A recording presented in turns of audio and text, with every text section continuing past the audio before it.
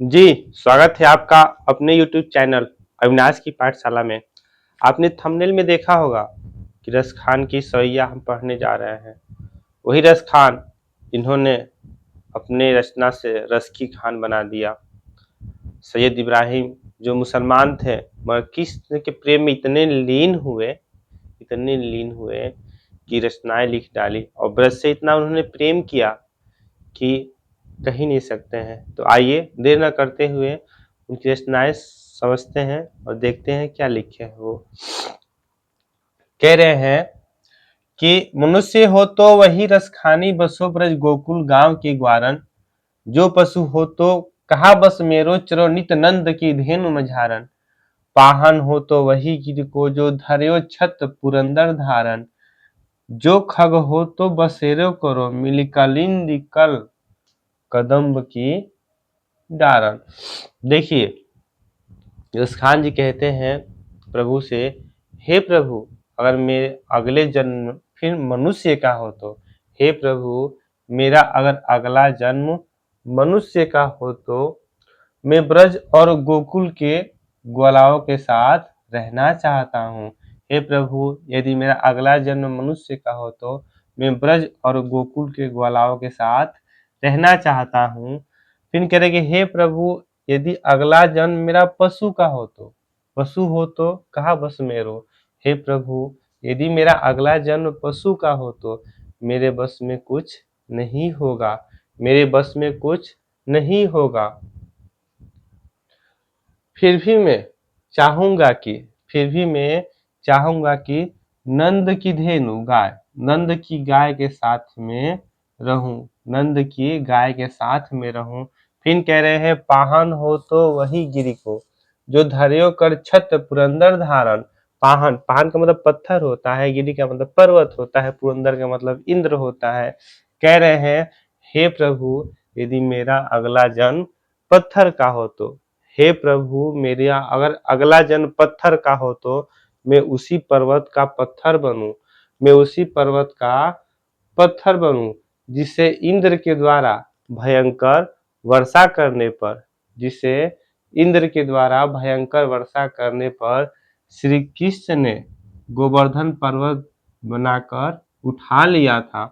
फिर कह रहे हैं जो खग हो तो बसेरो करो मिली कलिंद कुल कदम्ब की डारन। जो खग का मतलब पक्षी होता है, कलिंद का मतलब यमुना होता है, कुल का मतलब किनारे होता है। कह रहे कि हे प्रभु यदि मेरा अगला जन्म पक्षी का हो तो, यदि मेरा अगला जन्म पक्षी का हो तो मैं यमुना के किनारे, मैं यमुना के किनारे कदम्ब की डाल पर, मैं यमुना के किनारे कदम्ब की डाल पर बसेरा करूं। हे प्रभु मेरा अगला जन्म पक्षी का हो तो मैं यमुना के किनारे कदम की डाल पर बसेरा करूं। फिर जो अगली पंक्ति है इसमें क्या है, आज गई हुत भोर ही है रसखानी रही वही नंद की भवन में। माँ यशोदा अपने बच्चे को दुलारती है, प्यारती है। एक महिला जो उनके घर जाके फिर आती है और अपने सखी से कहती है, हे सखी, क्या कह रही है देखिए, आज गई हुति भोर ही के, कह रही हे सखी मैं आज प्रातः काल, हे सखी मैं आज प्रातः काल नंद के घर गई थी, हे सखी मैं आज प्रातः काल नंद के घर गई थी, नंद के घर गई थी और मैं वहां उनके सौंदर्य को देखकर, और मैं वहां उनके सौंदर्य को देखकर उसी में डूब गई, उसी में डूब गई। फिर कह रही है बाको जियो जुरा लाख करो, जसोमती को सुख जात कहियो नहीं। कह रहे हैं बाको जियो जुरा लाख, लाख करोड़, कह रही हैं वह श्री कृष्ण लाखों करोड़ वर्ष जीवित रहे। हे सखी वो श्री कृष्ण लाखों करोड़ों वर्ष जीवित रहे, लाखों करोड़ों वर्ष जीवित रहे। श्री कृष्ण जैसा पुत्र पाके माँ यशोदा जो सुख मिल रहा है, श्री कृष्ण जैसा पुत्र पाकर माँ यशोदा को जो सुख मिल रहा है उसका वर्णन नहीं किया जा सकता, उसका वर्णन नहीं किया जा सकता। तेल लगाई लगाई अंजन भवों बनाई बनाई ठिठोर नहीं।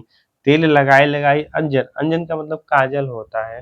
कह रही हैं कि माँ यशोदा अपने पुत्र को तेल लगाती हैं। माँ यशोदा अपने पुत्र को तेल लगाती है और आंखों में काजल लगाती है। माँ यशोदा अपने पुत्र को तेल लगाती है और आंखों में काजल लगाती है और उनके भौहों को बनाकर काला टीका लगाती है। माँ यशोदा अपने पुत्र को तेल लगाती है, आंखों में काजल लगाती हैं, उनके भौहों को बनाकर काला टीका लगाती है। डारी हमेलनि हार निहारत वारत जे चुचकारत छा नहीं। डाल ही मतलब डालना होता है, हार मतलब हार होता है, निहारना मतलब देखना, चुचकारना मतलब प्रेम करना। कह रही हैं अपने पुत्र के गले में कंठी की माला डालकर, अपने पुत्र की गले में कंठी की माला चाहे हार दोनों कह सकते हैं, अपने पुत्र के गले में कंठी की हार डालकर उन्हें निहारती है और अपने पुत्र को दुलारती है, अपने पुत्र को दुलारती है। फिर से अगली लाइन है, धूरी भरे अति शोभित श्यामजू तौसी बनी सिर सुंदर चोटी, खेलत खात फिरे अंगना पग पैजहि बाजहि पीरी छोटी, ना छवि को रस खाने विलोकत बारत काम कला निधि कोटि, काग ते भाग बड़े सजनी हरि हाथ ले गयो माखन रोटी। कह रही हैं धूरी भरे अति शोभित श्याम जी। सूरदास जी कहते हैं कि सखी के इस दूसरे सखी से कह रही है कि हे सखी, धूल में लिपटे श्री कृष्ण बहुत शोभित लग रहे हैं। धूल में लिपटे श्री कृष्ण बहुत शोभित लग रहे हैं, वैसे ही उनकी सिर पे चोटी बंधी हुई है, वैसी ही उनकी सिर पे चोटी बंधी हुई है। खेलत खात फिरे अगना पग, कह रही हैं कि श्री कृष्ण खेलते खाते आंगन में घूम रहे हैं।